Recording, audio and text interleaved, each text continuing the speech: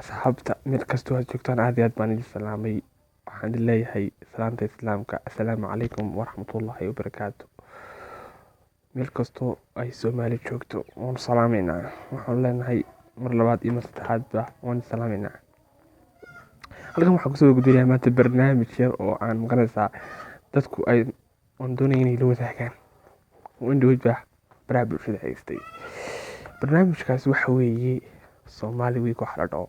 Somali Week haddaba bulshada haddaynu eegno, Somali Week waxa weeye fanaaniinta geyga Soomaalida meel kasta oo qof Soomaali joogo, ama Kenya ha joogo ama Djibouti ha joogo, meel kasta oo qof Soomaaliya ah joogo, oo laakiin dee fanaan la iskama dhahayo fanaaniinta ugu shidan ee ugu heerka sarreeya maqanaysaa geyga Soomaalida meel alla meel joogay ayaa la doonayaa.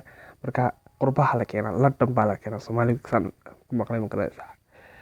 Marka waxaa dhacday in nasiibkii iyo dee fanaaniinta iminka geyga dee Soomaalida iminka loogu jecel yahay ee sooda la dhageysto dee waa la iska garanayaa. Waxa weeye dee Maxamed Saciid BK Yurub Genyo maqanaysaa, xidigaha geeska maqanaysaa dee ee uu halweyneenka ka yahay Dhuxulaab Saalax dee abwaanka dee maqanaysaa soo shacbay ee dee aan la gaari karin dee erayada iyo laxanka dee ma garatay. Marka hooyadii la islahaa waa Soomaalida ee Muqdisho ee la islahaa Soomaali bay isu keenaysaa. oo marka ugu horreysa horta waxa Soomaali la dhahay shanta Soomaali waqooyi baa damcay, waqooyi bay niyadaas ka timi in shan Soomaaliyeed la isku keeno, waqooyi bay ka timi, waqooyina waa lagu raaci waayey, caqli yartaa ku raaci weyday, gebigood waa lagu raaci waayey. Marka dee horaan god mudo gudaha dhigano taladii gowracantee maqaratay iska qeeraysay maayo taageerayaasha reer Somaliland. Waxaan yidhi meel kastoo joogaan waa one love Somaliland baan isku yidhi. Marka waxaa dhacday BK Yurub Genyo ayaa lasoo doortay, waa fanaaniinta geyga ugu shidan.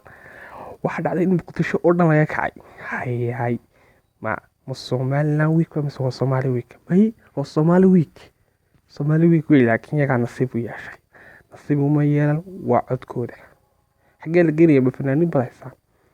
Anigu reer xamarka mana reer xamar meelka howlaha waa la kala leeyahay maqanaysaa Muqdisho iyo maqanaysaa dee webiyaal baaldeedu la beeraa idin baxo cinab waxa leedin dee wax kasta hadaad iska soo doonatid waa la yaabta noqonaysaa ma garat. Marka waxaan kuu sheegayaa hooygii fanka Hargeysa intay nooshahay dalaga cusubmaya Saciid Maxamed Saciid BK baa jooga maqanaysaa. Waxaa jooga Yurub Genyo wale kuma siisa inkare sare calayo dushana sare oo sare abid wana. Waxaan isku yidhi akhyaarta reer Somaliland meel kastoo joogtaan one love waan ku leeyahay. Somaliland ha noolaato. Bilaay tawfiiq.